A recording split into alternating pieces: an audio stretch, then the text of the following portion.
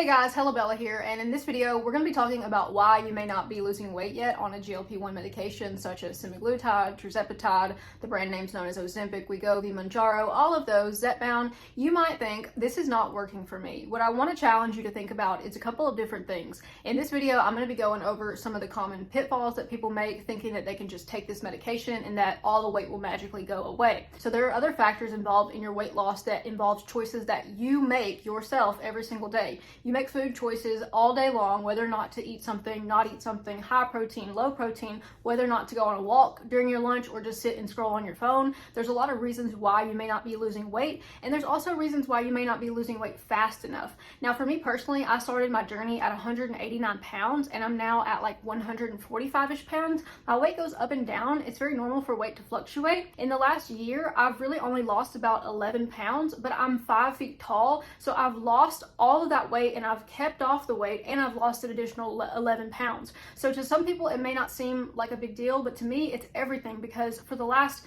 probably 6 or 7 years, I was gaining 5 to 10 pounds every year. So now the trend is that I'm losing that weight every year, and I really like the slow and steady method. So let's get into some of the reasons why your weight is not going down while you're on a GLP-1 medication. So the first reason, and I think this is probably the most obvious, is that you're not on a high enough dose of the medicine yet. When you first start on Semaglutide, you are only on an introductory dose, so it might be 0.25 and then moving up to 0.5. And in those doses, there are some people that just don't respond, or they are slow responders. For me, I responded, but just not in the way that would drastically cut my calories, and so I had to give it time. I think that when you're doing these initial doses, it's important to kind of start getting in a mindset of, okay, I'm slowly starting to make changes, but just taking the medicine is not enough. You're going to have to do other things, but I don't think you can expect to lose a ton of weight on those introductory doses. That is basically just your body getting used to the medication. Now, I would say by all means, if you're losing weight on 0.25, stay on 0.25 as long as you can.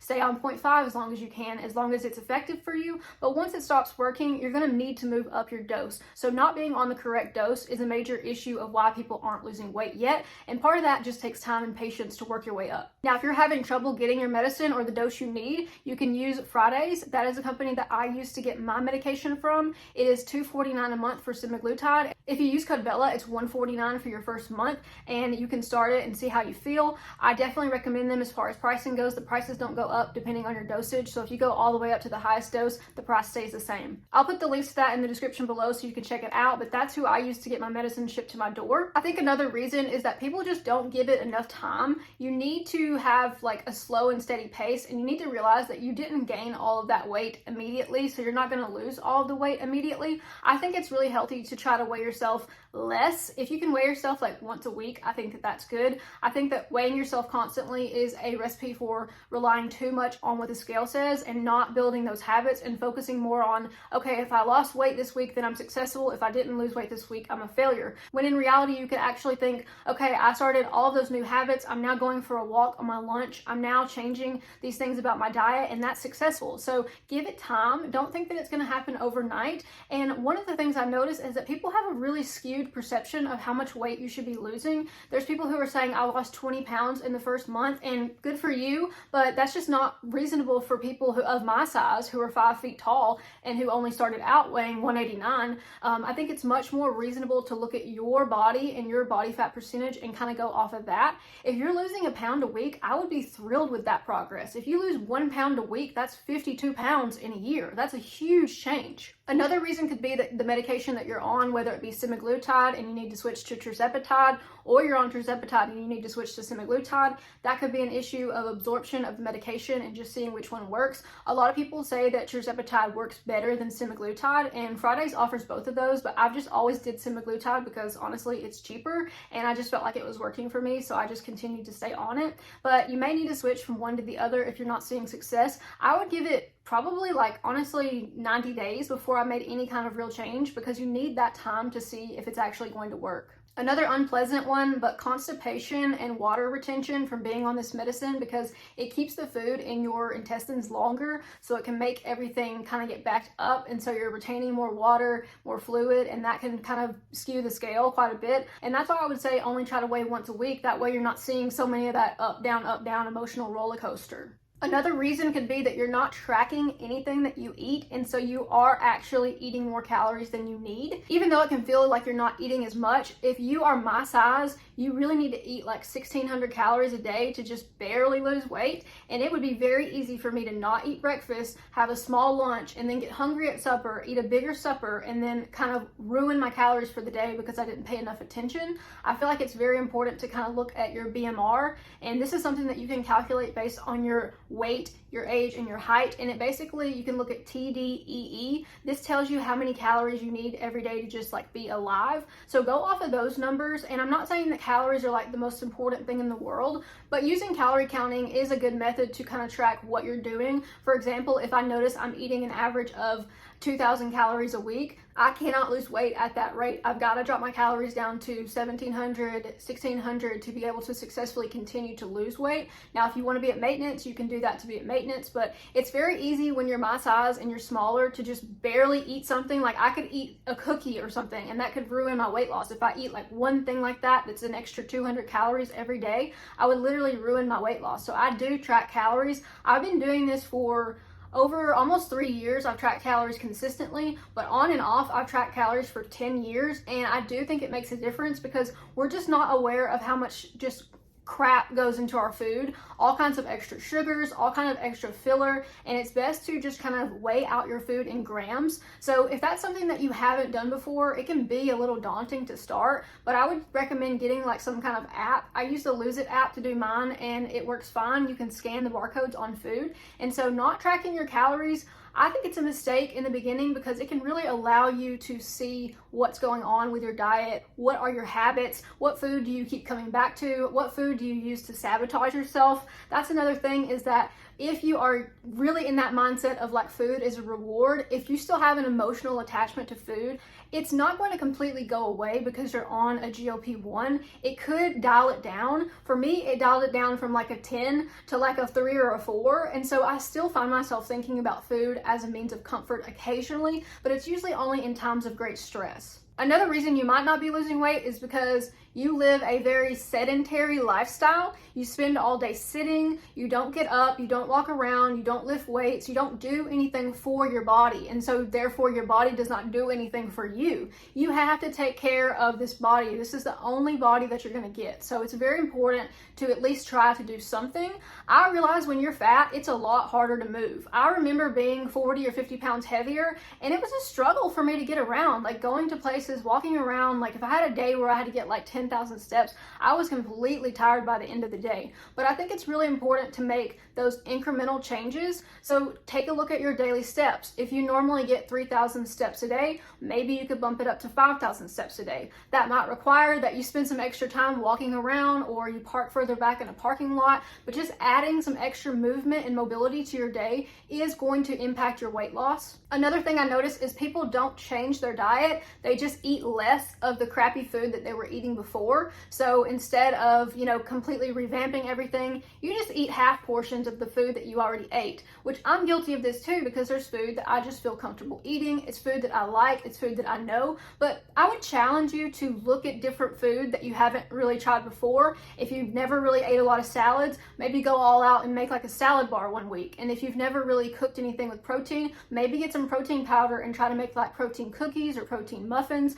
I recently made some protein cookies that were really good. They had protein peanut butter in them and they turned out excellent. I mean, I really couldn't tell a huge difference between that and a regular cookie. So any way that you can kind of make some shifts in your diet, I think is important, because if you just continue the same thing, you're going to get the same results. Another issue I see is people who are drinking calories. This is 0 calorie vanilla Coke Zero. And so I will have this instead of like a sugary soda. I'm not saying that this is necessarily healthy, but if I feel like I want to have something like that, I make sure that it's 0 sugar. I also just try to look for low calorie, like salad dressings, things that don't have a lot of extra stuff added to them. My kryptonite is just a lot of oil and fat. I've noticed that the times where I've gotten the most nauseous are when I'm eating like really oily, fatty foods, like for example, like cooking sausage or something. I can eat a little bit of it, but if I overconsume it, I will get very, very ill. So just finding food swaps, one from the other, not a huge change, but it can make big results. You gotta think think about it, like over the course of 1 year, how many decisions you make about your diet. Like you are constantly choosing what to eat, when to eat, how much to eat. And so making little changes, even though it doesn't seem that big, it seems like a small thing. Like so you switch from the 130 calorie dressing to the 80 calorie dressing, or you switch from regular ranch to light ranch. Those are things that I have literally done that helped me lose over 45 pounds. And so I just want to encourage you to see where you're getting those calories from by tracking, and also make sure that you're not drinking too many calories. Okay, so the next thing that I noticed is that people do not take measurements of themselves. I am people, it's me. I literally did not measure myself when I first started, and I have a huge regret about that because listen, I just got pants the other day that were a size 6. First of all, single digits, that is something that I'm not used to at all. It was always 10, 12, 14, 16, 18. I gradually went down, and when I hit like 10, I was like, okay, I'm skinny. And then I hit 8 and I was like, something's wrong with the pants. This can't be right. And then yesterday I went to American Eagle, tried on size 6 pants. American Eagle's where I've gotten most of my pants for like 15 years because they make short lady pants, and a size 6 fit me like a glove. I was shooketh. So not taking my measurements, I really regret not being able to see changes like that. Now I can tell my waist is so snatched compared to the blob that it used to be. I used to just be all one round piece, and now there are curves where there weren't curves before. And so trying to see progress like that, you might not see it on the scale. I haven't seen as much weight loss in the last year. I've seen more physical changes. And so I would encourage you to kind of look at that as a measure of success, because weight is important, but it's not everything. It's just one way to measure things. Not losing weight, but still losing inches and going down in clothing sizes is still a win, and that's still progress. So cortisol levels, basically to do with your stress. This is another reason why I probably haven't lost as much weight, because I am just chronically a ball of stress. I have been my entire life.